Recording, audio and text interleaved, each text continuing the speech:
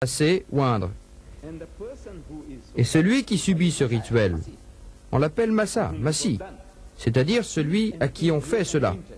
Les prêtres et les rois étaient oints ou frottés, avec de l'huile sacrée ou de l'eau sacrée. Et on disait alors, vous êtes désormais notre prêtre ou notre imam, ou bien vous êtes désormais notre gouverneur. Vous saisissez, c'est comme la cérémonie du couronnement, vous avez la cérémonie de la toge, et maintenant vous avez le rituel de l'onction. C'est ça que ça veut dire, sacré par l'onction. Mais ça y est en grec,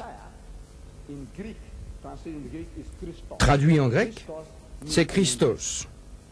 Christos veut dire sacré par l'onction. Puis, on a supprimé le os. Christos est un peu trop long. Il ne reste plus que Christ. Christ veut dire sacré par l'onction. Celui qui a subi le rituel de l'onction. Les prêtres et les rois étaient sacrés par l'onction. C'est de là que vient le titre de Jésus, que la bénédiction et la paix soient sur lui. Son nom, je le répète, n'était pas Jésus. Son nom était Yeshua, Iso, Isa. Voilà son vrai nom. Lorsqu'il naquit, sa mère ne lui a pas donné le nom de Jésus, parce que le mot Jésus n'existait pas en hébreu.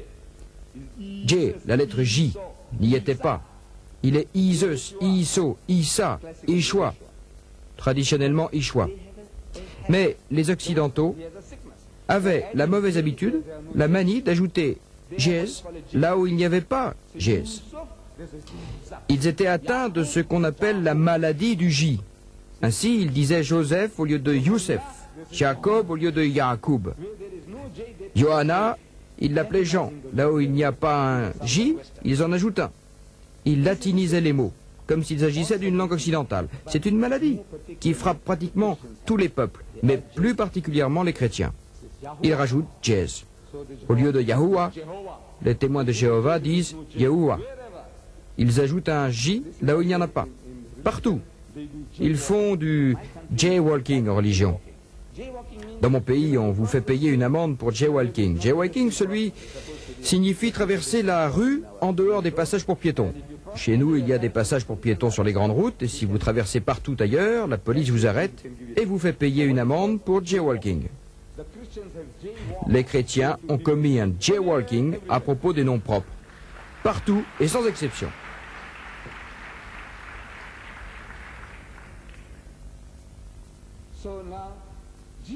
Alors, Jésus-Christ, à son second avènement, nous croyons en sa venue prochaine. Pourquoi faire? L'Évangile selon Matthieu nous apprend les raisons de ce second avènement. Beaucoup me diront en ce jour-là, quand il reviendra, le jour du second avènement, Seigneur, Seigneur, n'avons-nous pas prophétisé en ton nom, et chassé les démons en ton nom, et accompli des prodiges en ton nom? N'avons-nous pas fait toutes ces choses-là en ton nom? Nous avons construit des hôpitaux, des écoles, des universités, nous avons pris soin du pauvre. N'avons-nous pas fait tout cela en ton nom? Et nous avons chassé les démons, nous avons guéri les malades, les aveugles et les lépreux. Ne l'avons-nous pas fait en ton nom? Jésus dit, et pourtant, à ceux-là, ces hommes, ces gens qui disent, nous avons accompli toutes ces œuvres en ton nom. Seigneur, Seigneur, nous l'avons fait en ton nom.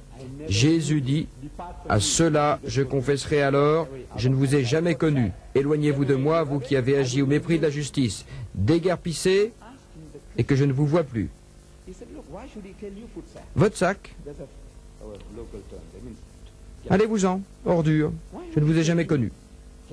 Je demande aux chrétiens, pourquoi vous dira-t-il votre sac? C'est un mot de notre dialecte qui veut dire allez-vous-en. Pourquoi vous dira-t-il allez-vous-en hors de ma vue, alors que vous avez accompli toutes ces œuvres en son nom?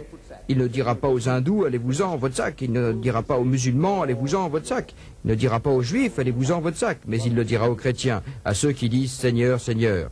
Je voudrais savoir pourquoi. Pourquoi vous dira-t-il votre sac? Dites-le-moi. Je n'ai pas de réponse à donner en public. Pourquoi vous dira-t-il à vous, non pas aux juifs, ni aux hindous, ni aux musulmans, mais à vous? Ces fidèles, vous qui aurez fait ces miracles. Vous faites tous ces miracles, et il vous dira, allez-vous-en. Il reviendra donc pour accomplir une certaine tâche, mais à son second avènement, à supposer qu'on le reconnaisse, qu'il est Jésus au second avènement, et vous allez l'appeler, vous allez crier, Jésus-Christ, Jésus-Christ. Moi je dis qu'il ne vous regardera même pas, parce que de sa vie, il n'a jamais entendu le mot Jésus, il n'a jamais entendu le mot Christ. Parce que ce sont des mots nouveaux que vous avez inventés. Issa, Yeshua, Vous dites Jésus, il ne comprendra pas. Il dira, je ne sais pas qui vous appelez. Ainsi, ils ont traduit le mot Messiah par Christ. Christ, un nom qu'il n'a jamais entendu. Pierre, son premier disciple. Vous savez, avant de s'en aller, il dit, Pierre, fais paître mon troupeau, fais paître mes agneaux, fais paître mes petites brebis. C'est-à-dire, prends soin des autres. Vous êtes le plus âgé, vous êtes le plus mûr, le mieux qualifié pour veiller sur les autres. Pierre, son nom était Simon. Simon Pierre. Vous avez bien entendu? Pierre. Un nom courant parmi les chrétiens. Vous savez, Pierre de sa vie n'a jamais entendu le mot Pierre. Ne le saviez-vous pas? Son nom était Simon. Et Jésus, à un moment donné, vous savez, à cause de son opiniâtreté, il était très opiniâtre, militant, comme les Irlandais. Les Irlandais sont un peuple combatif, un peuple plein de fougue. Alors, il était comme cela parmi ses disciples, le plus militant. Jésus décrit cette qualité en disant, Simon, tu es Képhas. Et sur cette pierre, je bâtirai mon église. Képhas, Képhas, en hébreu, veut dire rocher. Tu es comme un rocher, tu es Képhas. Képhas veut dire rocher ou pierre. Les chrétiens l'ont traduit par Pétros. Pétros en grec signifie rocher ou pierre. D'où le nom de Pierre. Pierre n'a jamais entendu le mot Pierre. Croyez-moi, c'est comme cela. Je veux bien qu'on me dise, non, vous vous trompez, je veux bien qu'on me corrige, j'en instruis, venez discuter avec moi. Je dis, de sa vie, Pierre n'a jamais entendu le mot Pierre. Il était Simon Képhas. Vous avez traduit Képhos en Pétros. Képhos veut dire rocher ou pierre, Pétros veut dire rocher ou pierre, de cela vous avez forgé le mot Pierre. Que s'est-il passé? C'est une sorte de maladie. Tous les peuples soumis cherchèrent à adapter la phonétique de votre nom à celle des peuples dominateurs.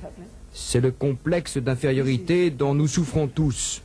Mon propre peuple, en Afrique du Sud, souffre de la même maladie. Je ne sais rien sur vous ici, vous êtes expatriés, vous êtes tous nouveaux ici, mais je sais que dans une communauté expatriée, comment se comporte une communauté étrangère à mesure que le temps passe. Nous avons Youssef, eh bien, nous allons l'appeler Jean.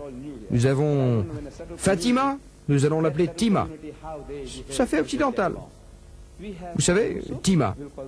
Ici, on se dit Fatima, vous savez, c'est la fille de Mohamed. Khadija, c'est Dija.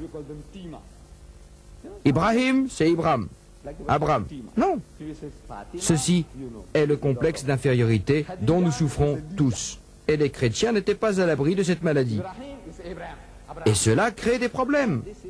Vous traduisez les noms propres. Saul devient Paul.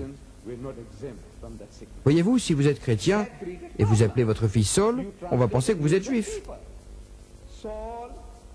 Mais si vous changez Saul en Paul, on croira que c'est un nom grec ou romain. Vous comprenez? Yeshua sonne comme un nom juif, à 100%. Mais Jésus, vous le dénationalisez. Il est dénationalisé. Christ est dénationalisé. Messiah, c'est encore juif. Massie, c'est encore arabe. Alors, nous disons, écoutez, vous avez perdu un nom, Jésus-Christ. Selon le Coran,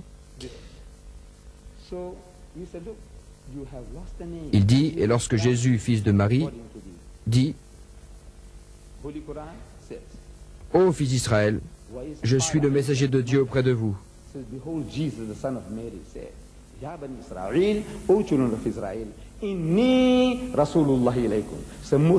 viens confirmer ce qui m'a précédé comme Torah.